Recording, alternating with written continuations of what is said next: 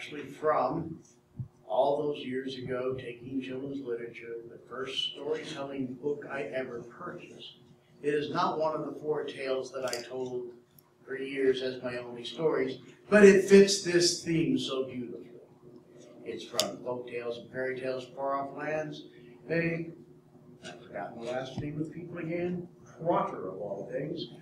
Earl and Nancy Trotter.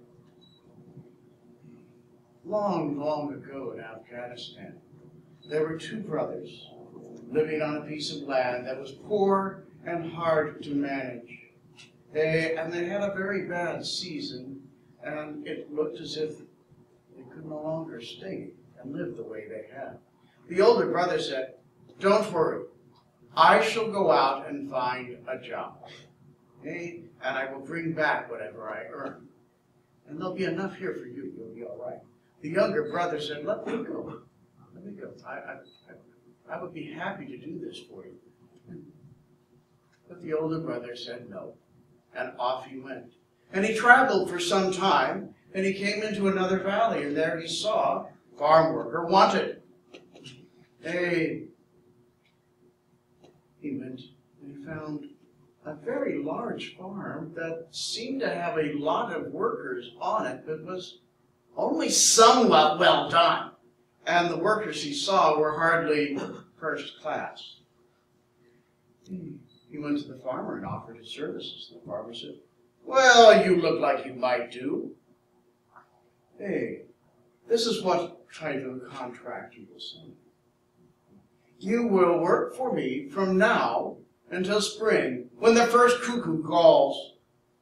And at that time, I shall pay you 50 gold coins. Of course, during that time, you must never shirk your duty or become ill-tempered, for if you do, you must pay me 50 gold coins." The young man thought for a moment, "I'm a good worker. I can do better than any of these I've seen. I'll just have to keep from getting angry." And so he agreed and signed the contract. And the farmer showed him to a room, and the other workers spoke not to him at all. And when he woke him up the next morning and gave him a small breakfast, he took him out to a field and said, "Mow this field as long as there is light." And so, all day long, the older brother swung back and forth, moving along. And as the sun went down and darkness closed in, he set down his sigh and started to go back toward the farmhouse when the farmer came to him and said, "Why are you stopping?"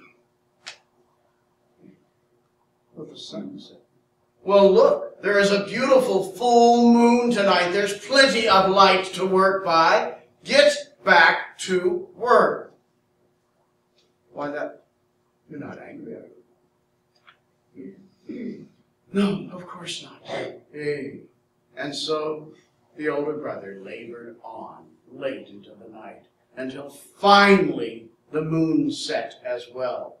And as he stumbled back over to the place, the farmer came out and said, "Why, good morning, how are you this day? Let's get a little breakfast and we can go back to work."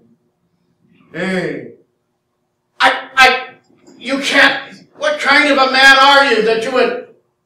"Why, I believe you are angry."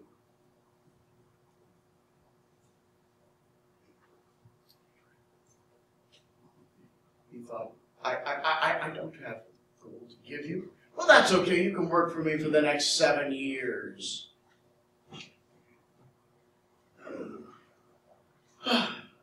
"Very well.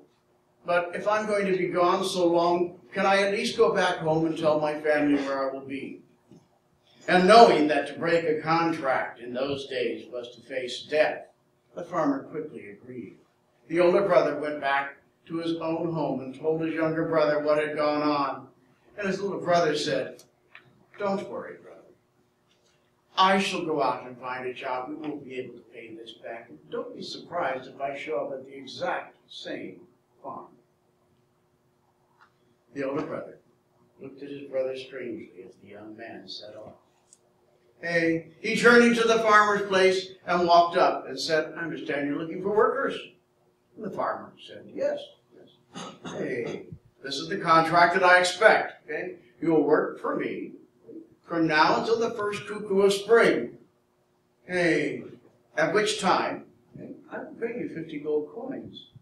But if at any time you shirk your duties or become ill-tempered, you must pay me 50 coins.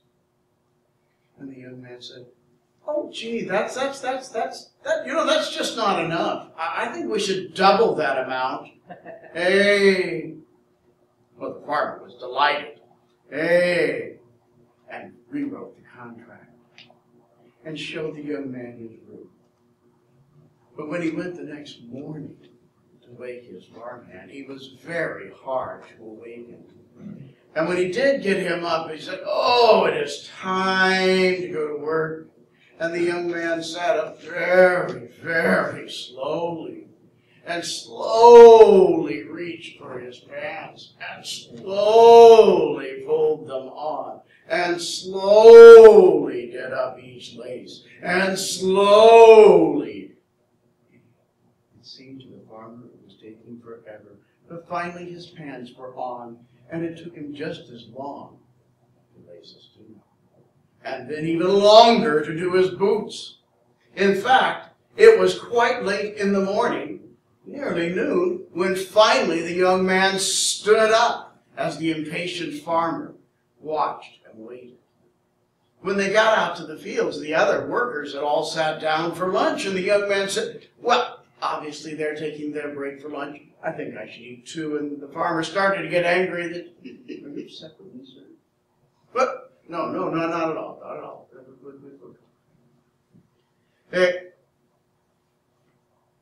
after a leisurely lunch, hey, the young man said, oh, such good food, I'm awful tired. I think I'll...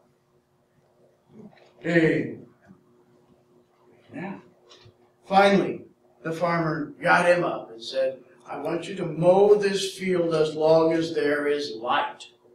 Hey, and the young man saw heavy clouds coming in and thought, that will be fine. Hey, and he worked quite steadily for an hour or two. And then, of course, the sun went behind the clouds and night closed in, and everyone stopped. The farmer, hey, looked at his worker and thought, not much for this day.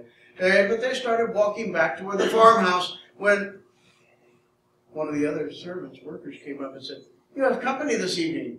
Hey, people have come to visit you.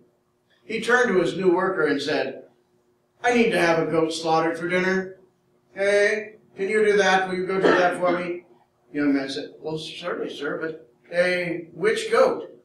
Oh, any one you find along the path. And he went to greet his visitors. A few moments later, hey, another one of his workers came running up saying, he's crazy! He's crazy! He's killing all your goats! The farmer rushed out and said, what are you doing? What are you doing? He said, well, I'm only doing what you told me to.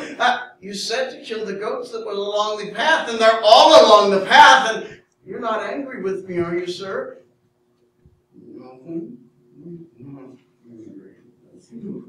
It's just a shame that my flock was destroyed.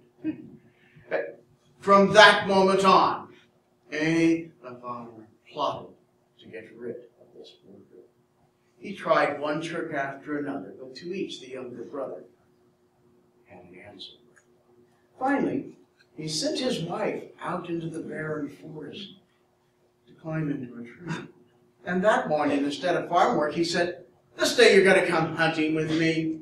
Here, you hold this, you hold the bow and arrow, and I'll take the spear. We'll go out hunting in the forest today. And as they walked into the forest, from the tree there came a sound. Cuckoo, cuckoo. And the farmer said, why, it is the first cuckoo of spring. Hey, I guess our contract is over. And the young man said, a cuckoo in the middle of winter? I can't understand. What is did that sound come from? And he took his bow and arrow and aimed, and as his wife said, "Whoop, whoop, whoop, whoop," he started to pull back the bow, and the farmer said, "Stop! Are you crazy? You can't do that. That's not a cougar. That's my..." "Why, I believe, sir, you're angry." "Yes, I'm angry. I'll pay you. May the man who sent you to my farm be cursed forever." The farmer took the young man back and paid out the coins. And then he said, "Oh, I understand you have a contract for another young man by this name, and I'd like to pay off his contract."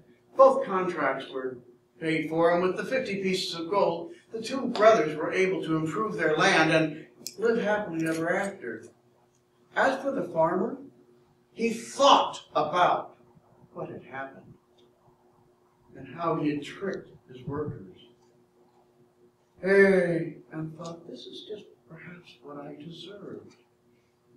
And from that moment on, he was a changed man. He began to pay his workers a little better and treat them with respect and compliment them when they worked harder. And his vast farm prospered.